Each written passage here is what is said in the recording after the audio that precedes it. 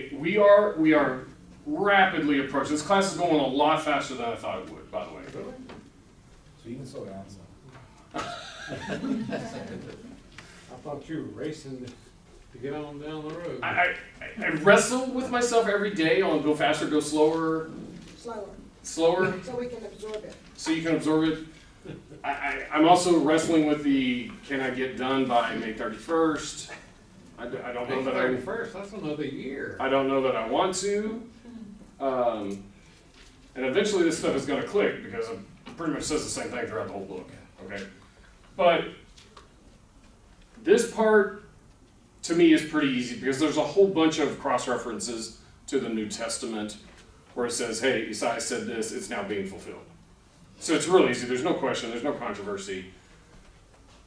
Again, I will be zooming over, glossing over the stuff that is happening during Isaiah's time. It's in there. Just because I'm skipping it doesn't mean it doesn't happen or is not what it says it is or whatever. That's not the point of this class. I'm not trying to teach that stuff. We are coming up on chapter 13, chapter 14, chapter 19. Those are really fun chapters. That's where your price of admission is going to pay for itself right there. You don't want to miss those classes. I think we will be in 13 2 weeks from now. I don't think I can get 8, 9, 10, 11, 12 done all tonight. And I wanted to leave a little time. Next time I'm going to go over a little bit of Roman history. It's not Isaiah's time, but it's kind of pertinent to what we're comparing. My son just texted me. My son is right there.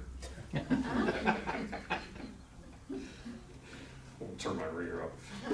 They can be 2 feet away from you and they'd rather text you than talk, right? But anyway, the Isaiah 13 stuff is good. I have finally had breakthrough on the 40s. 40s are not that hard. My brain got fried and I got writer's block and went on vacation, but now I'm through 46, 47. I'm almost to the 50s, and that's just a bunch of Christ easy stuff. So I'm almost done making the slides. Where we picked up, or where we left off last time was this real difficult prophecy that nobody knows what it's about. No, I'm kidding. We get this prophecy of Christ, like a very obvious one. And notice what Isaiah is doing here, because you are going to see this a lot. Let me flip through the screens here. Don't try to read anything. Just look at how much green text is coming up here. Anything that's green is Christ. That's what we're coming up to. So see how much, and they're obvious ones. They're not. None of that is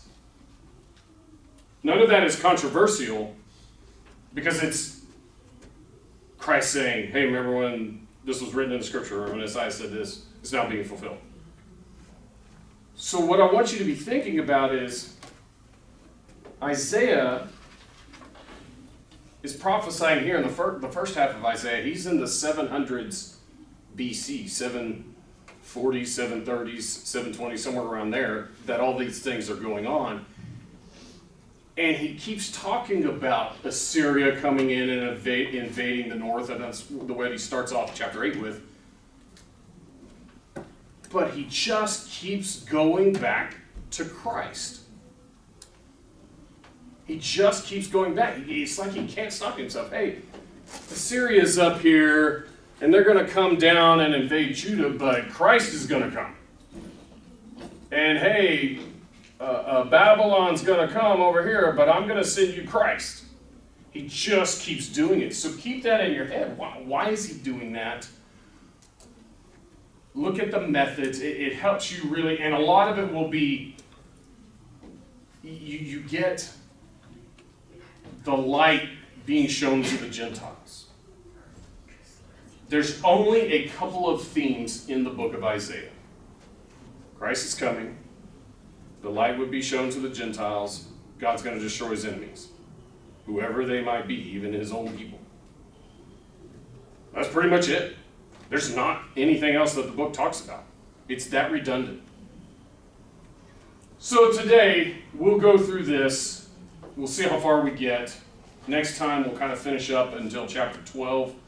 And then if I have time, I'm going to go over a little bit of Roman history, and then we'll get into the fun stuff.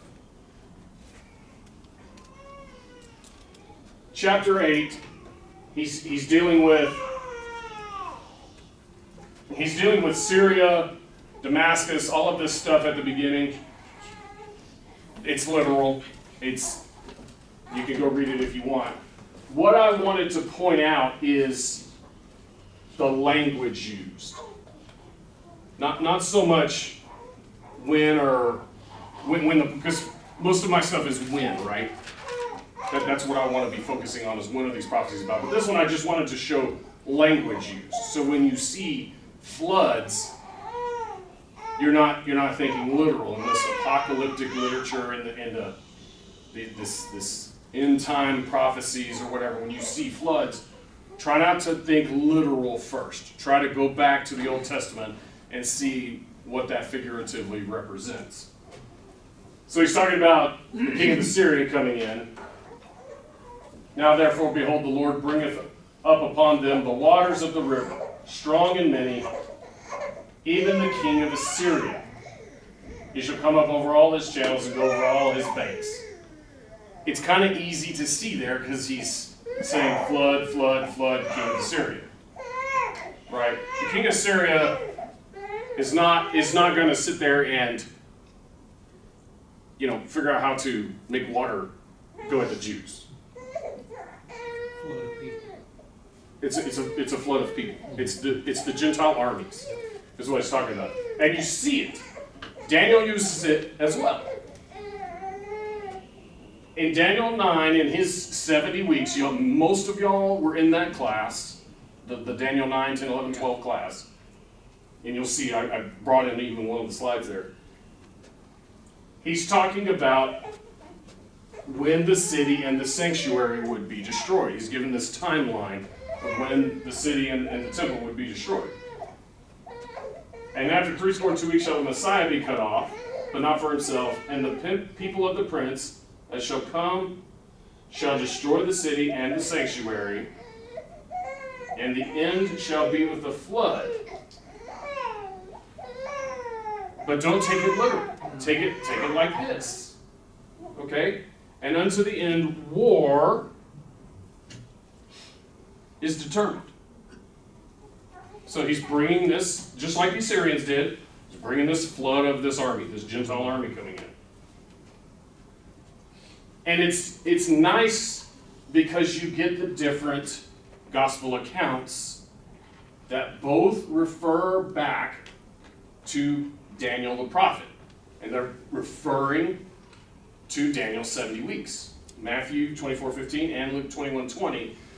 These are parallel account verses. When you go read those two chapters, especially that section, it's I don't want to say it's quote word for word, but it's very close to it.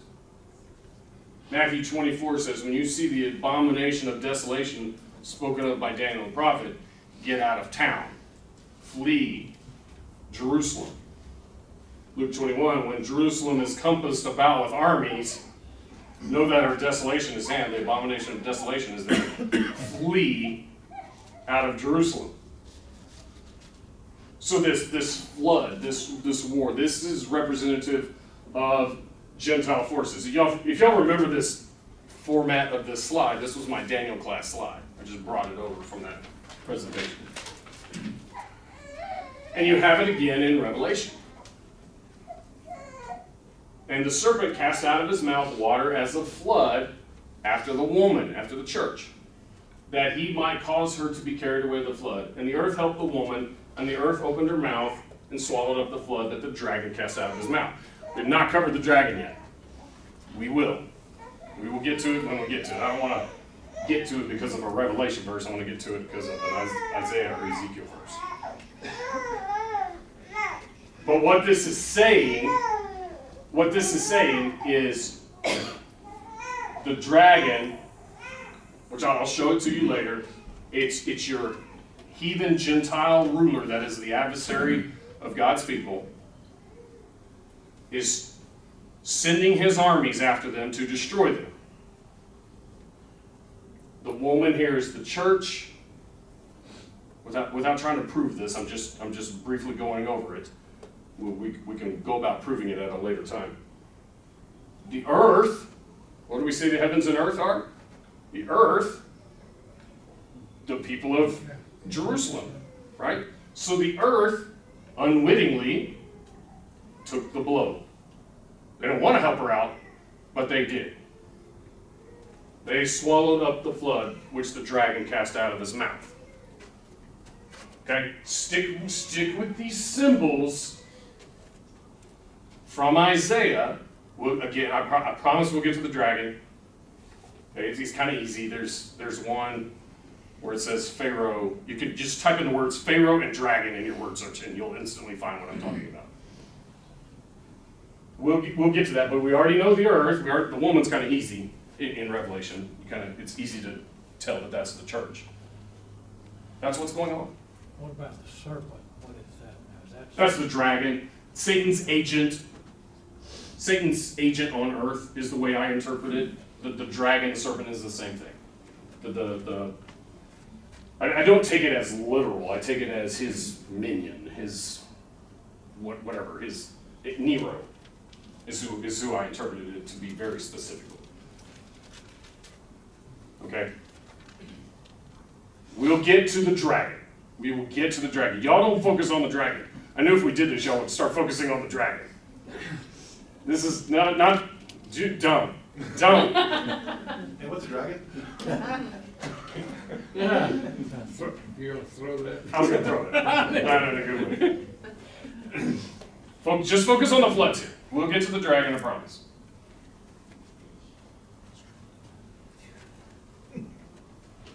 So we're talking about Assyria coming in. We're talking about him wiping out the north, and you get into all of this destruction during Isaiah's time, and again, what does he do? He goes right back to Christ.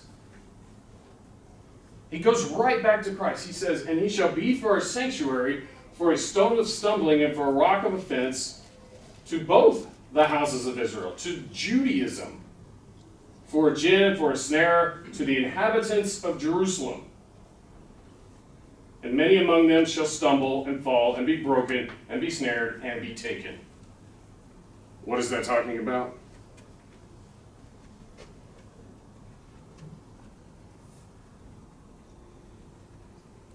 Peter, let's see, did I miss one? Oh yeah, Romans. Paul quotes it. He says, hey, remember when Isaiah said this? This is happening now. This is Christ coming, and it's going to be a problem for the inhabitants of Jerusalem. It's going to be a problem for the Jews. They're not going to be able to convert. They're not going to let themselves convert over to Christianity. They're going to stumble. They're going to fall. They're going to be broken. They're going to eventually be desolated and destroyed.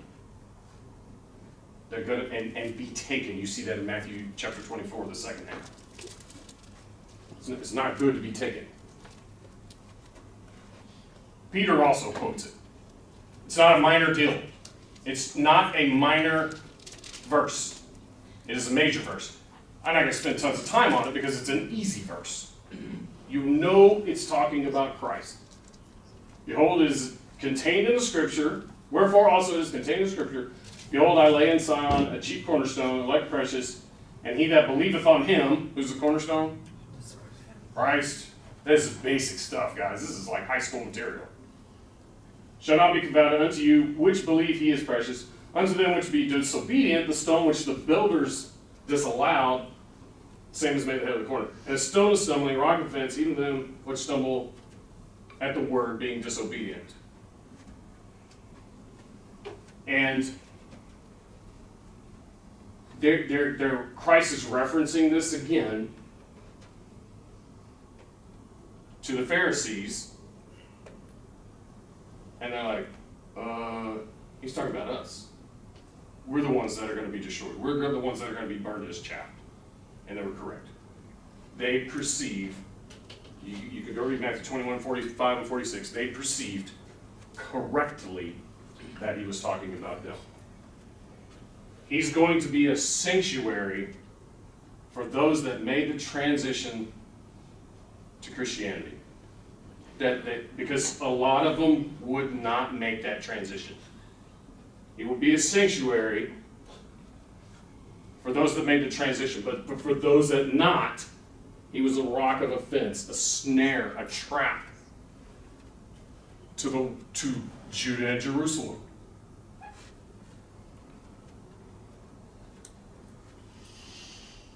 All right, let's read Isaiah 9, verse 1. Somebody with, not the King James, it's a terrible translation. I had to go back and change it, because I was like, there's no way you can understand what that's saying. So somebody with not the King James, read 9, verse 1. Is New King James okay? I don't know. Okay, well then, somebody else. I didn't read I've that. got NIV. Do the NIV. Let's do that one. Nevertheless, there will be no more gloom for those who were in distress. In the past, he humbled the land of Zebulun and the land of Naphtali, but in the future, he will honor Galilee of the Gentiles by the way of the sea along the Jordan. What's he talking about? In the past, he caused a bunch of problems to this area. And I'm not putting it up yet because it gives the answer. And it's highlighted in green.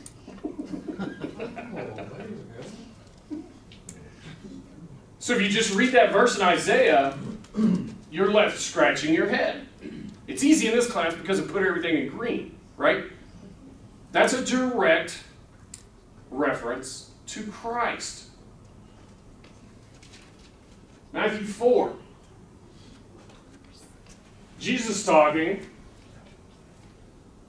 I'm pretty sure this is when he's coming out of temptation from Satan, right? Tempted him 3 times, he said, get out of here.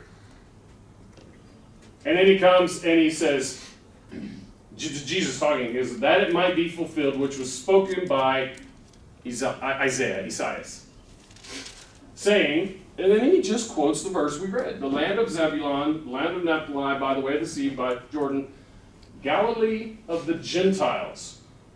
And then you can read verse 2, Isaiah 9:2 as well. You want me to read it? Yeah. Okay. Read that. The people walking in darkness have seen a great light. On those living in the land of the shadow of death, a light has dawned. So critical, so easy, first of all, right? This is easy. The Gentiles would see the light. The Gentiles would be a part of the new version of Jerusalem. The Gentiles would be fitly framed together with the Jews that converted to make ye are the temple of the living God, right? That's Ephesians 2. Christ is saying, remember when Isaiah said this in chapter 9, verse 1 and 2? There weren't chapters and verses back then, but that's what he's saying. It's being fulfilled. I am fulfilling this. I am bringing the light to the Gentiles. You're going to get into the 40s, the part that I've been stuck on forever.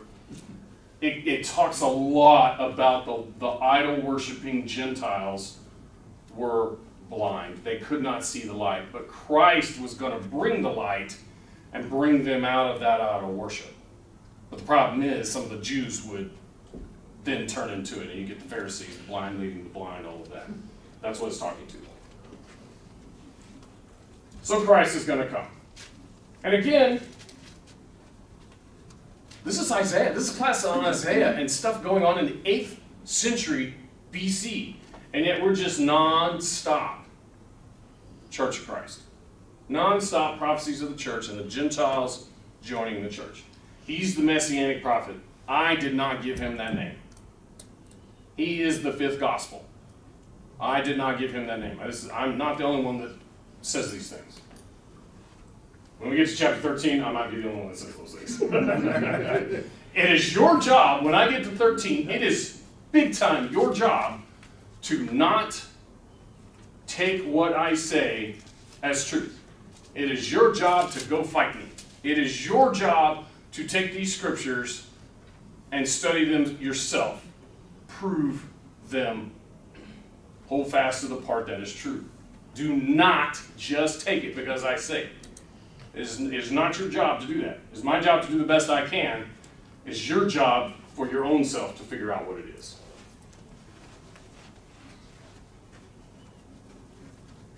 Is there any question on this? Do I even need to read this? We're getting close to Christmas time. Let's get a bunch. By the way, I don't think Christ was born in December. I think he was born in the fall of 5 BC. But whatever. No. Doesn't matter. We're not supposed to. Spring, probably. Spring of 4 BC or fall of 5 BC is what I say. I default to fall of 5 BC, but spring of 4 BC, I'm fine with that too. One of those two. And do y'all understand the BC AD thing? Did I ever tell y'all that? You might be able to tell it better than I can. Depends on what you. Well, Is it so something different? what is BC? Before Christ. Before Christ. What is AD? After death. Anno Domini, not after death. Oh. After death will mess you. Anno Domini, the year of our Lord. Okay, so they started with the year of Christ's birth, 1 AD.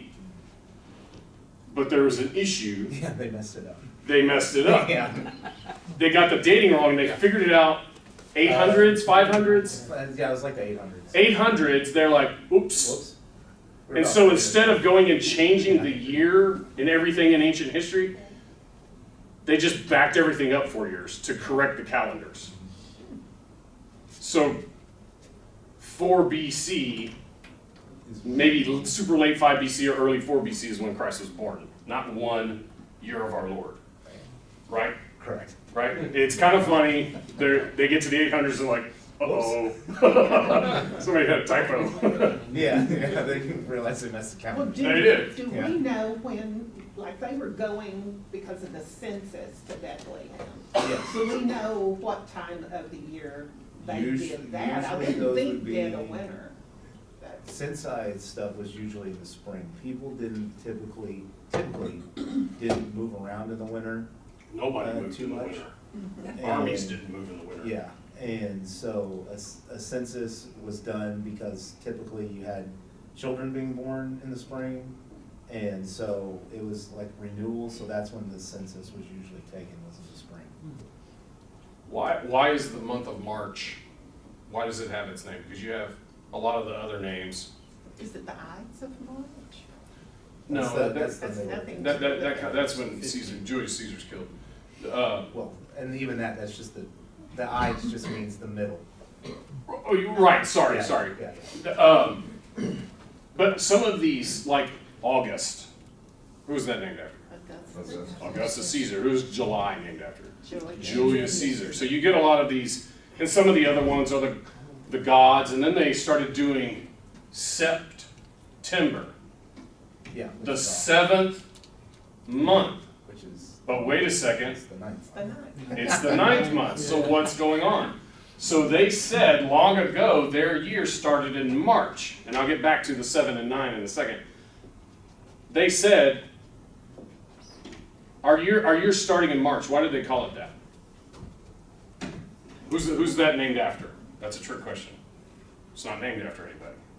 That's when the armies started marching. It's that simple.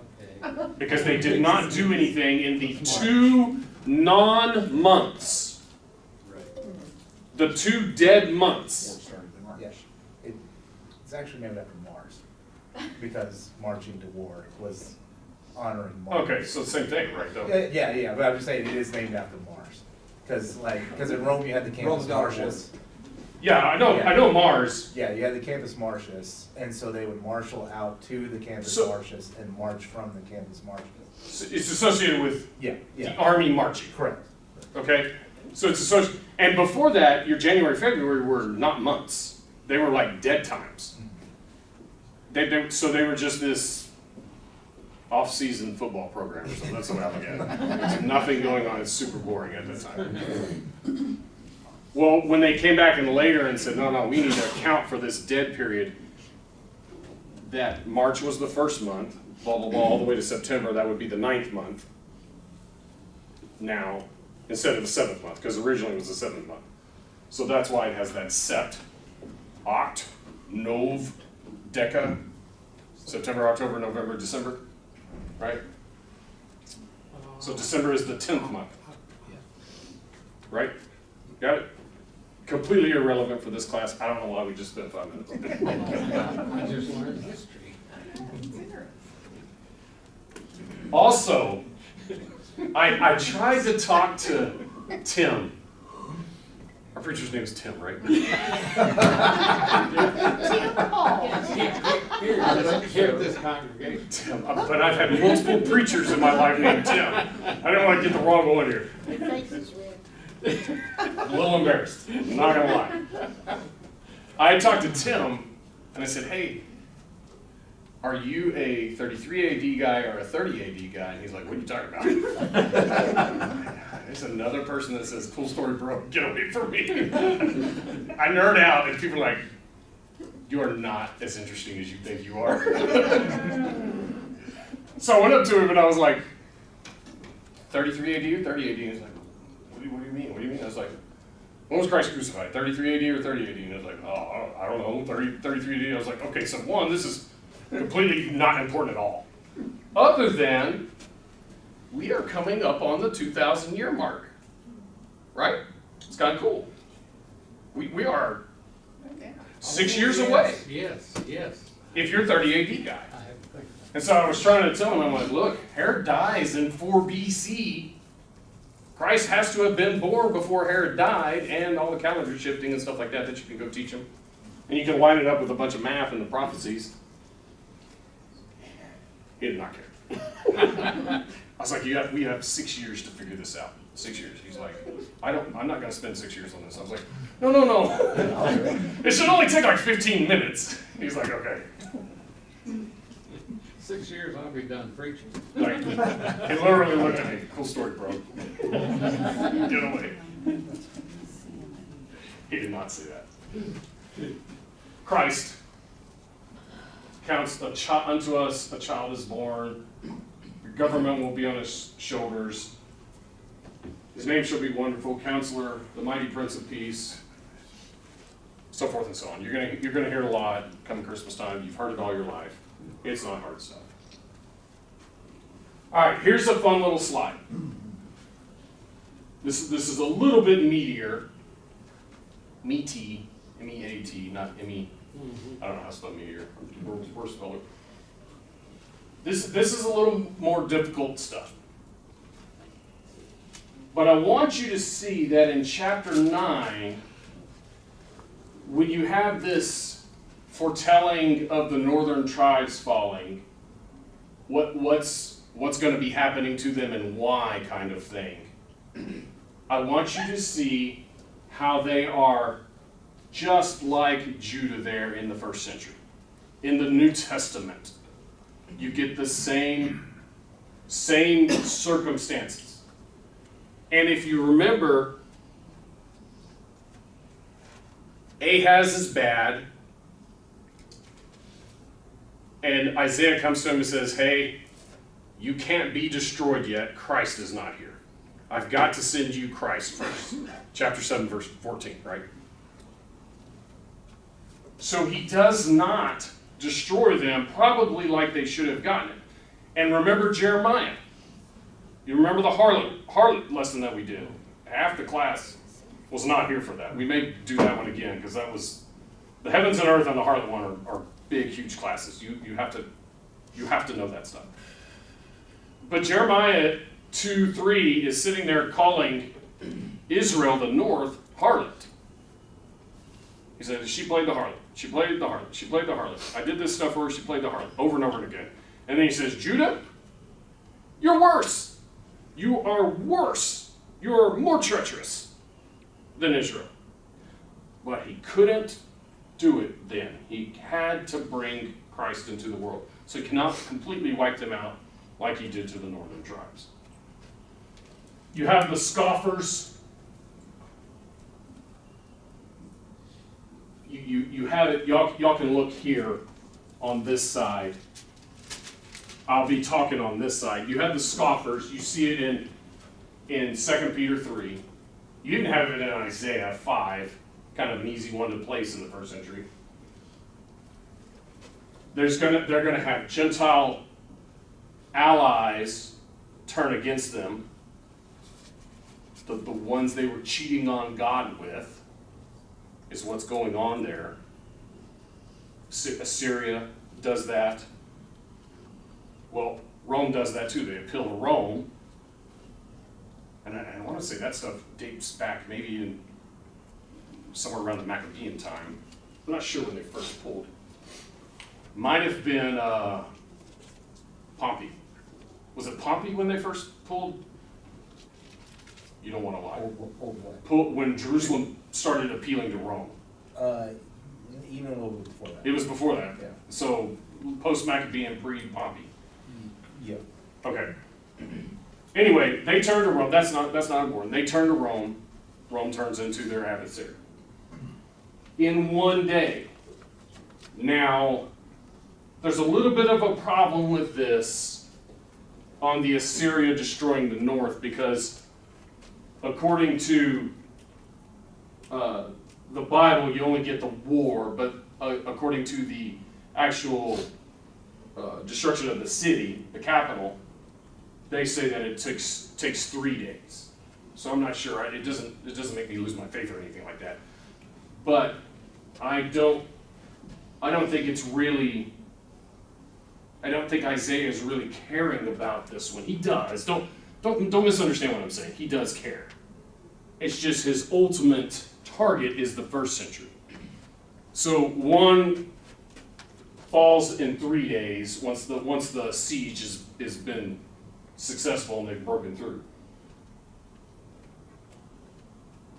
But when Judah and Jerusalem are under siege, when they break through on that one, it's slightly over a 24-hour period. The Romans just come in and wipe everybody out because they were starving. They had burned their own food supply because there were different factions in the city and they wanted everybody to fight, and they're like, no, we're not going to do a siege. Let's go fight them. And so they burned their own food. Super stupid, but whatever. The leaders were going to cause them to err. Have you ever read Matthew 23? Have I referenced Matthew 23 in this class? Guys, like, come on, 10 times, 15 times. I was gonna say once. Right? Once? Once a class? Hypocrites. They would not show mercy to the widows. That's like very specific.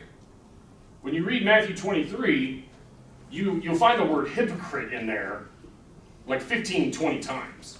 You scribes and Pharisees, you hypocrites. You scribes and Pharisees, you hypocrites, you did this. You scribes and Pharisees, you hypocrites, you did this. You scribes and Pharisees, you took no mercy on the widow. You like robbed the widows, or whatever it says in 23:14.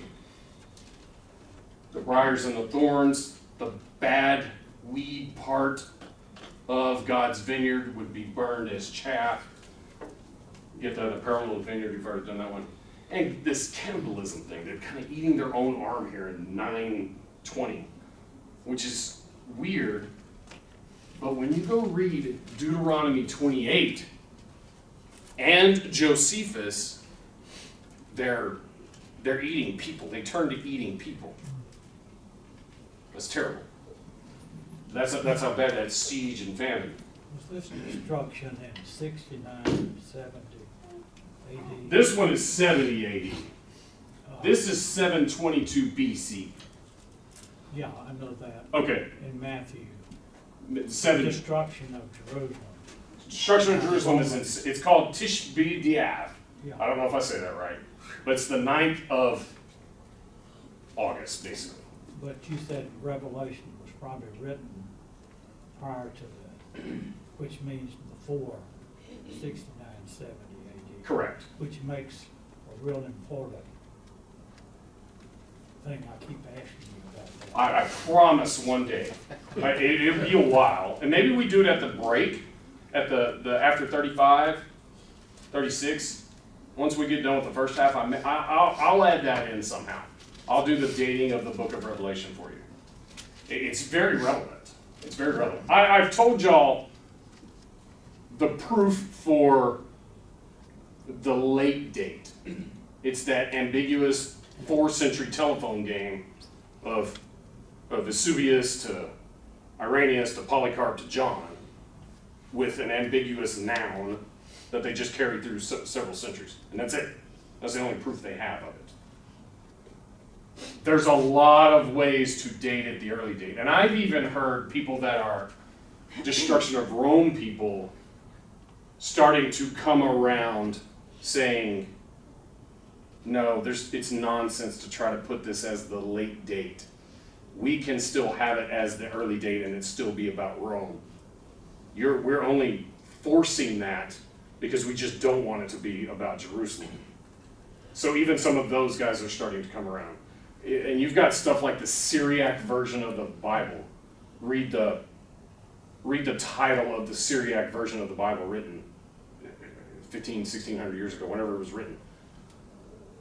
The revelation of St. John the Divine given to him when he was on the Isle of Patmos, which he was banished to by Nero Caesar. There's stuff like that out there that's that simple that kind of helps you.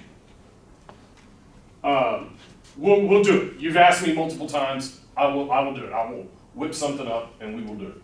I still want to break, especially right before we get to 13, 14, 19. Did not get as far as I thought it would. Chapter 10, Assyria, he's not compared. I've kind of compared the northern downfall with the eventual southern downfall 800 years later. Assyria is coming in saying, hey, I'm going to do to you what I did to the north. And they get compared to it so many times, so many different ways.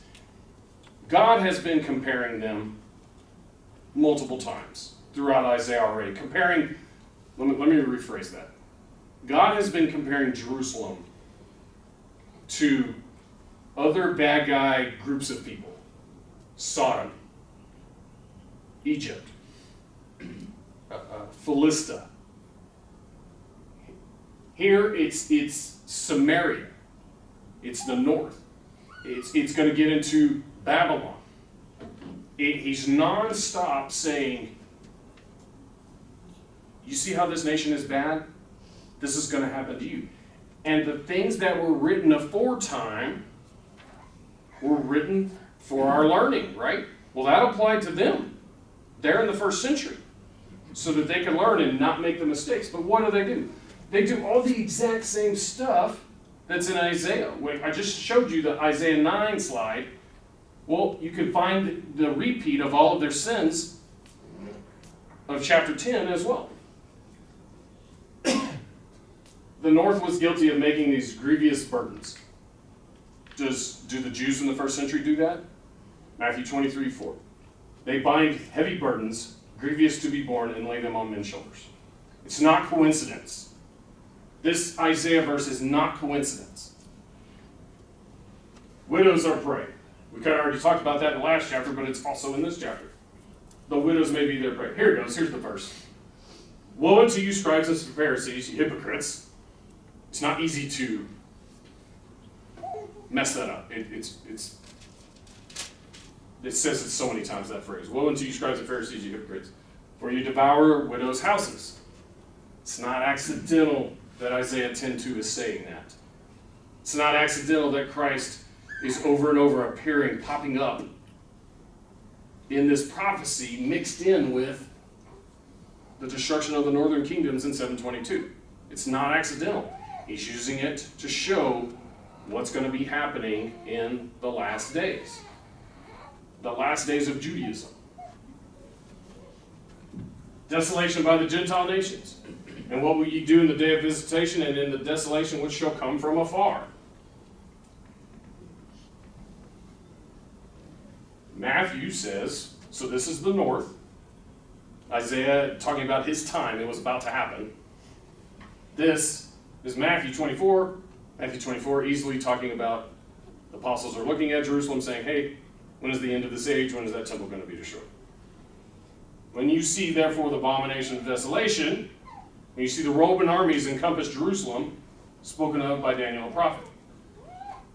Joel, I was talking about this before class. I will also gather all nations and bring them down in the valley of Jehoshaphat. Proclaim ye this among the Gentiles. Prepare war. Wake up the mighty men. Let all the men of war draw near. Let them come up. The Gentile armies. Did I change the slide? Yeah.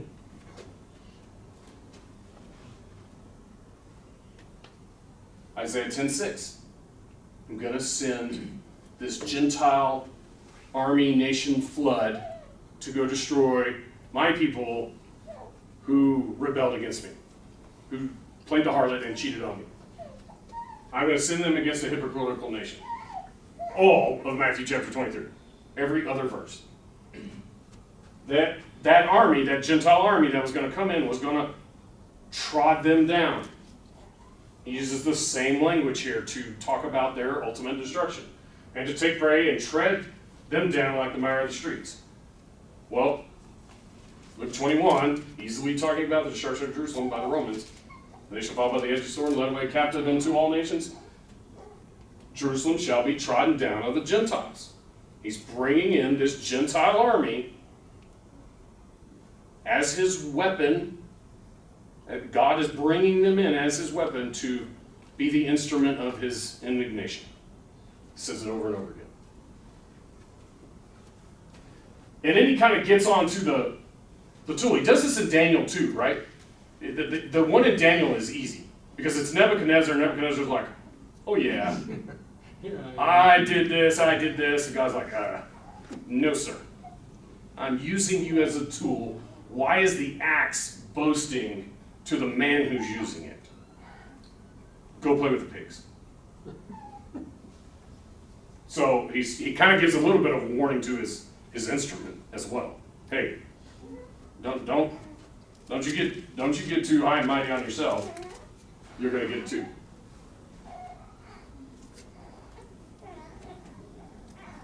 So here's kind of where we're coming to with chapter 10. Chapter 9, chapter 10, we kind of think we're talking about the north. It's literally saying it in there. It's, hey, the north, the Assyrians going to come in, destroy the north, okay? So it's not like we're not.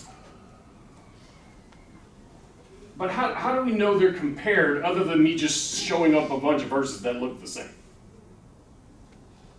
How do we know that Isaiah is really, his ultimate goal here is for Judah and Jerusalem? What is the book about? Judah and Jerusalem. The book is being written for Judah and Jerusalem. It is a warning to Judah and Jerusalem. He's not going to go talk about Israel, the north. They're not Judah and Jerusalem. He's saying all of this stuff for the sake of Judah and Jerusalem. He's been going through this for 2 chapters on the destruction of the north, saying, don't do these sins. I'm destroying the north because of these sins. And of course, God knows. He's able to predict the future. We'll get into the 40s on that. But how do we know? Because your cross-references. Your cross-references make this kind of hard to understand stuff very easy, very quickly.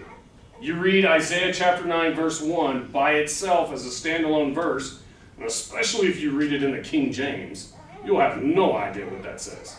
I had to read it like 10 times. I was like, I am switching versions.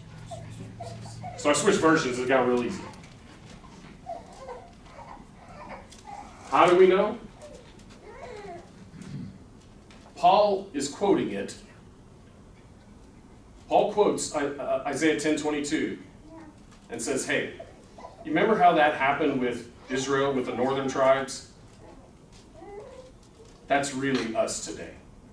He's really talking about us today. This is really being fulfilled today. It's about to be fulfilled today. Though the number of the children of Israel, the north, be as the sand as the sea, a remnant shall be saved.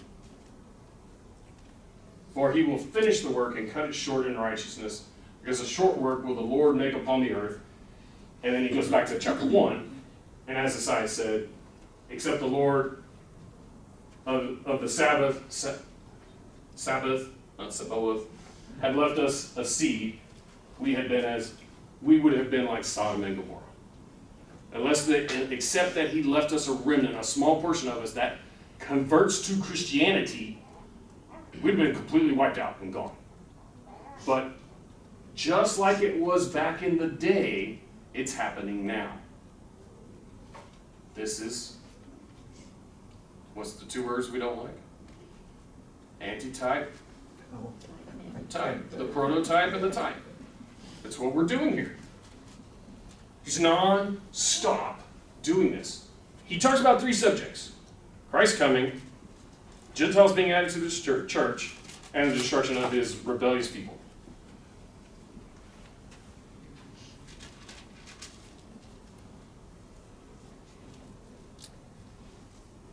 Not a big one here. Assyria, he even does it kind of with Assyria here, the type antitype, or type antitype here. Like Egypt was your oppressor, Assyria will be your oppressor. And later on, Babylon will be your oppressor. And in the end, who's going to be their last, I would say, last two oppressors? Themselves are the big one. And then you tack on Roman oppression as well. So all of these forces will be coming against them. How much time do I have left? Can I get done with 10? Yeah, I think so.